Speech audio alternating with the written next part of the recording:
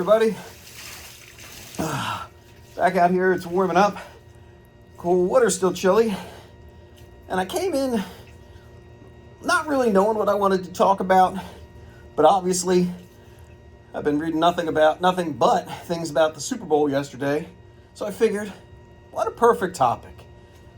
So some of you may delete this quickly. Some of you might like what I have to say.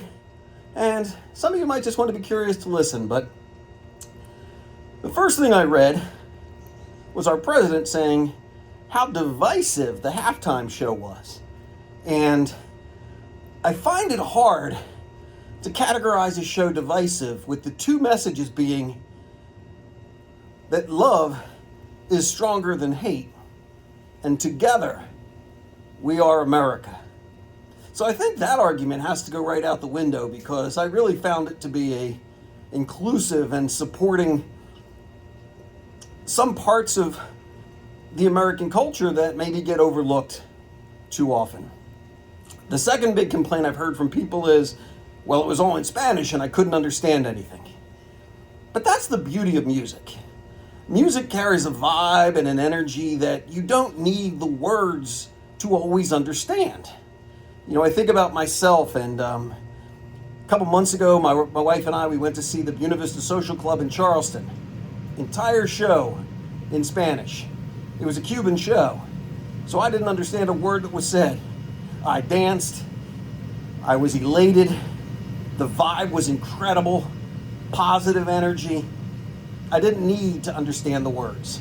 I've gone to see the opera, love opera.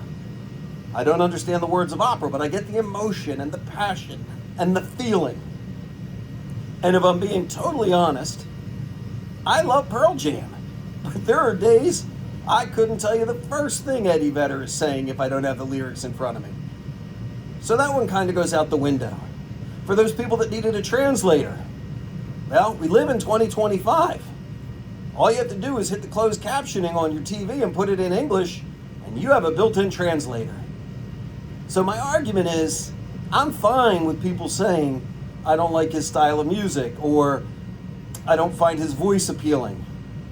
That's okay. We don't all like the same things. But instead, people are creating an argument and division. Yeah, that's where the division's coming from.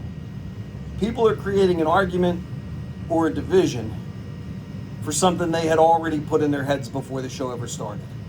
So that's my soapbox. I usually try to stay positive in here, but that one kind of got under my skin a little bit. So I'm going to have a beautiful day. I'm grateful for the warm weather. I'm grateful that I get to go listen to a speaker at Sandwiched In today talking about a book.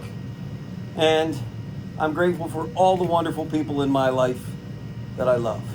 And I don't know if she's going to listen, but I'm grateful for the former student who sent me a message today that absolutely made my day. You're awesome. Keep doing what you're doing. Keep helping those kiddos. Love y'all. Have a good day.